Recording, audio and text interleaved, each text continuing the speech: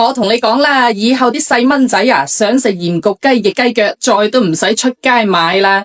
跟住我呢個方法嚟做，又平又好食得多啊！最緊要自己整啊，乾淨又衛生，食起嚟啊更加之放心啊嘛。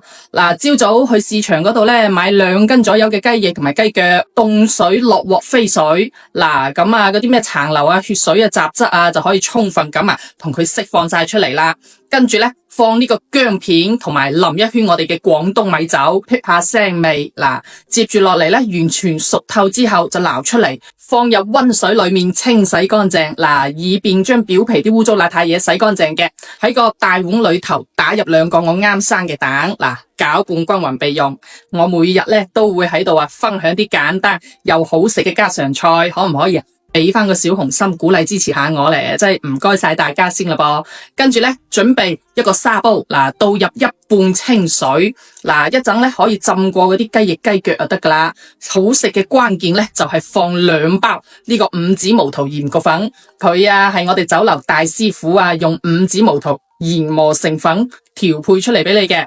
呢一個咧就係焗呢一個雞翼雞腳咁鹹香入味嘅關鍵啦。我食過好多間就都係呢個至正啊！我將佢放喺我主頁櫥窗裏頭啦，有需要嘅朋友可以去睇下嘅。